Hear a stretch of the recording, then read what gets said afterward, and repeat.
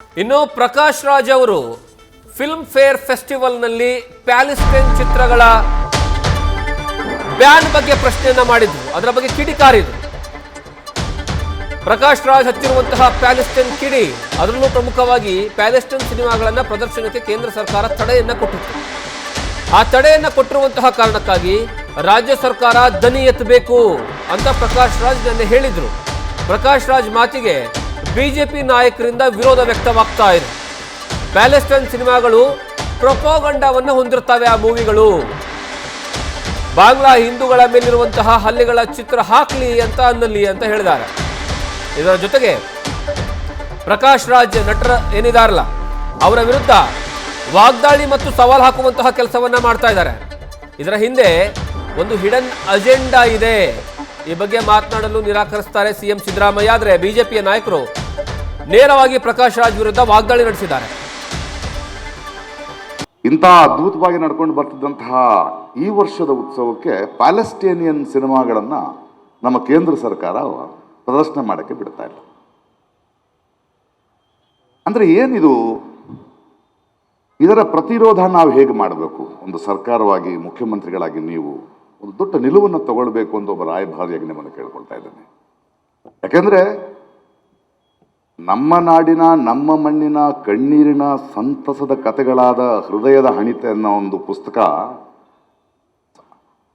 ಬೇರೆ ಭಾಷೆಗೆ ತರ್ಜುಮೆಯಾಗಿ ಬೂಕರ್ ಪ್ರಶಸ್ತಿ ಬಂದರೆ ಸಂಭ್ರಮಿಸುವ ನಾವು ನಮ್ಮ ನೆಲಕ್ಕೆ ಇನ್ನೊಬ್ಬರ ಕಥೆಗಳನ್ನು ತರುವುದಕ್ಕೆ ಆಗೋದಿಲ್ಲ ಅನ್ನೋ ನಿರ್ಬಂಧವನ್ನು ನಾವು ಹೇಗೆ ಒಪ್ಕೊಳ್ಳಿಕ್ಕೆ ಸಾಧ್ಯ?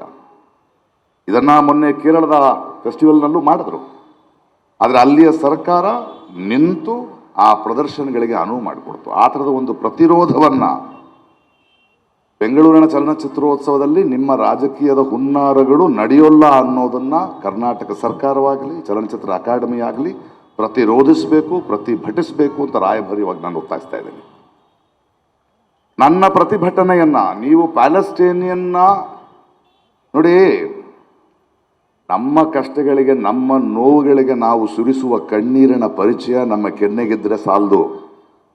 ಇನ್ನೊಬ್ಬರ ನೋವಿಗೂ ನಾವು ಅಳುವ ಆ ಕಣ್ಣೀರಿನ ಪರಿಚಯ ನಮ್ಮ ಕೆನ್ನೆಗೆ ನಾವು ಮಾಡಿದ್ರೇನೆ ನಾವು ಮನುಷ್ಯರಾಗೋದು.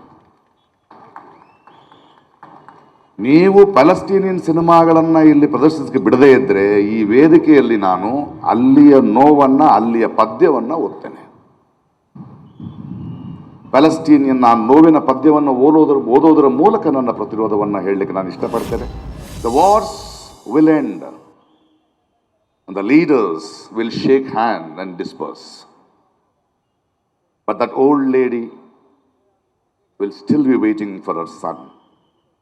And that woman will be waiting for her husband. And the children would be waiting for their heroic father. I don't know who sold my homeland, but I know who paid the price for it. ಯುದ್ಧಗಳು ಕೊನೆಗೊಳ್ಳುತ್ತವೆ, ನಾಯಕರು ಕೈಕುಲುಕಿ ತೆರಳುತ್ತಾರೆ. ಆದರೆ ಆ ವೃದ್ಧೆ ತನ್ನ ಮಗನಿಗಾಗಿ ಕಾಯುತ್ತಿರುತ್ತಾಳೆ, ಆ ಹೆಣ್ಣು ಮಗಳು ತನ್ನ ಗಂಡನಿಗಾಗಿ ಕಾಯುತ್ತಿರುತ್ತಾಳೆ, ಆ ಮಕ್ಕಳು ತಮ್ಮ ವೀರನಾದ ಅಪ್ಪನಿಗೋಸ್ಕರ ಕಾಯ್ತಾ ಇದ್ದಾರೆ.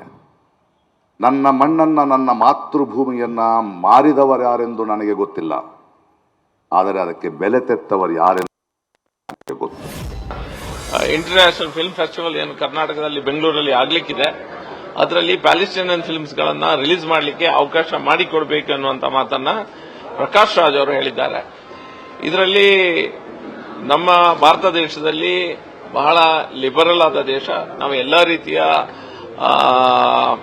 ಆರ್ಟ್ಸ್ಗಳಿರ್ಬೋದು, ಆರ್ಟಿಸ್ಟಿಕ್ ಕೆಪಾಸಿಟೀಸ್ಗಳಿರ್ಬೋದು, ಪಿಕ್ಚರ್ಗಳಿರ್ಬೋದು, ಅದಕ್ಕೆ ಅವಕಾಶವನ್ನ ಭಾರತ ದೇಶದಲ್ಲಿ ಮಾಡಿಕೊಡ್ತದೆ. ಆದರೆ ಈ ಪ್ಯಾಲೆಸ್ಟೈನ್ ಪಿಕ್ಚರ್ಗಳು ಎಲ್ಲ ದಿವಸ ಒಂದು ಪ್ರೊಪಗಾಂಡಾ ಬೇಸ್ಡ್ ಮೂವೀಸ್ ಆಗಿರ್ತದೆ. ಇದರಿಂದ ಒಂದು ಹಿಡನ್ ಎಜೆಂಡಾ ಇರ್ತದೆ. ಎಲ್ಲೋ ಒಂದ್ ಕಡೆ ಸಮಾಜದ ಸ್ವಾಸ್ಥ್ಯವನ್ನ ಹಾಳು ಮಾಡುವಂತ ಪ್ರೊಪಗಾಂಡಾ ಈ ಪ್ಯಾಲೆಸ್ಟೀನಿಯನ್ ಮೂವೀಸ್ಗಳಲ್ಲಿ ಇರುವುದನ್ನು ನಾವು ನೋಡಿದ್ದೇವೆ. ಅದಕ್ಕಾಗಿ ನಮ್ಮ ಕೇಂದ್ರ ಸರ್ಕಾರ ಇದರಲ್ಲಿ ಸರ್ಟಿಫಿಕೇಶನ್ ಬೋರ್ಡ್ ಇದೆ, ಅದರಲ್ಲಿ ಮೆಂಬರ್ಸ್ಗಳಿದ್ದಾರೆ. ಈ ಪಿಕ್ಚರ್ಗಳನ್ನ ನೋಡಿ ಇದು ಕೆಲವು ವಿಷಯಗಳ ಬಗ್ಗೆ ಸಂಶಯವನ್ನ ವ್ಯಕ್ತಪಡಿಸಿದ್ದಾರೆ. ಹಾಗಾಗಿ ಗೋವಾದಲ್ಲಿ ಈ ಪ್ಯಾಲೆಸ್ಟೀನಿಯನ್ ಎಜೆಂಡಾ ಇರುವಂತಹ ಮೂವೀಸ್ಗಳನ್ನ ರಿಲೀಸ್ ಮಾಡಲಿಕ್ಕೆ ಅಥವಾ ಶೋ ಮಾಡಲಿಕ್ಕೆ ಬಿಟ್ಟಿರಲಿಲ್ಲ. ಕೇರಳದಲ್ಲಿ ಕಮ್ಯುನಿಸ್ಟ್ ಸರ್ಕಾರ ಅವರಿಗೆ ಎಲ್ಲಾ ರೀತಿಯ ದೇಶದ ವಿರುದ್ಧ ಅಥವಾ ಸಮಾಜದ ಸ್ವಾಸ್ಥ್ಯ ಹಾಳು ಮಾಡುವಂತ ಯಾವುದೇ ವಿಷಯಗಳಿದ್ರು ಸಹ ಅದಕ್ಕೆ ಮುಕ್ತವಾಗಿ ಅವರು ಅದಕ್ಕೆ ಅವಕಾಶವನ್ನು ಮಾಡಿಕೊಡುವಂತ ಪರಿಪಾಠ ಕೇರಳದಲ್ಲಿದೆ. ಹಾಗಾಗಿ ಕೇರಳದಲ್ಲಿ ಈ ರೀತಿಯ ಪ್ರೊಪಗಂಡ ಇರುವಂತ ಹಿಡನ್ ಎಜೆಂಡಾ ಇರುವಂತ ಪಿಕ್ಚರ್ಗಳನ್ನು ರಿಲೀಸ್ ಮಾಡಲಿಕ್ಕೆ ಅವಕಾಶ ಮಾಡಿಕೊಟ್ಟಿದ್ದಾರೆ. ಆದರೆ ಕರ್ನಾಟಕದಲ್ಲಿ ನಾವು ಅದಕ್ಕೆ ಅವಕಾಶ ಮಾಡಿಕೊಡಬಾರದು. ಯಾಕಂದ್ರೆ ಇದೆಲ್ಲದ ಸಹ ಒಂದು ಹಿಡನ್ ಎಜೆಂಡಾ ಇರ್ತದೆ. ಒಂದು ಪ್ರೊಪಗಂಡವನ್ನ ಅವರು ಅದನ್ನ ಜನರ ಮುಂದೆ ತೋರಿಸಲಿಕ್ಕೆ ಅಥವಾ ಪ್ರೊಪಗಂಡವನ್ನ ಫಾರ್ವರ್ಡ್ ಮಾಡುವಂತ ಒಂದು ವ್ಯವಸ್ಥೆ ಈ ಪಿಕ್ಚರ್ನಿಂದ ಇದೆ. ಪ್ರಕಾಶ್ ರಾಜ್ ಅವರ ಮನಸ್ಥಿತಿ ನಮ್ಗೆಲ್ಲರಿಗೂ ಗೊತ್ತಿರುವಂತ ಒಂದು ಮನಸ್ಥಿತಿ. ಹಿಂದೂ ವಿರೋಧಿ ಅದೆಲ್ಲ ಇದ್ದದ್ದೇ, ಅದಕ್ಕಿಂತ ಜಾಸ್ತಿಯಾಗಿ ನಮ್ಮ ದೇಶದ ಕಲ್ಪನೆ ಏನಿದೆ ಆ ಕಲ್ಪನೆಯ ವಿರುದ್ಧ ಮನಸ್ಥಿತಿ ಇರುವಂತಹ ಒಂದು ವ್ಯಕ್ತಿ ಪ್ರಕಾಶ್ ರಾಜ್ ಅವರು.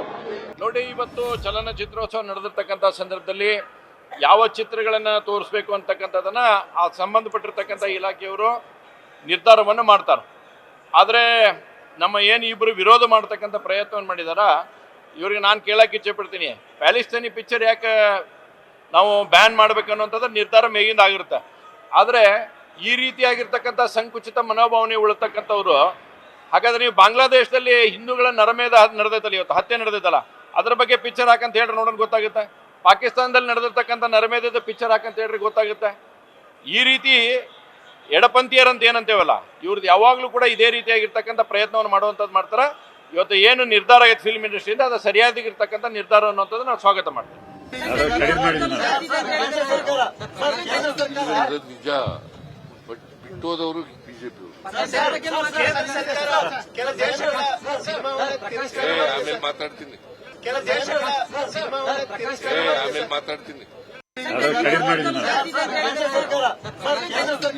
ನಿಜ. ನ್ಯೂಸ್ ಫಸ್ಟ್ ನಿರ್ಭೀತಿಯಿಂದ ನಿಮ್ಮ ಪರವಾಗಿ.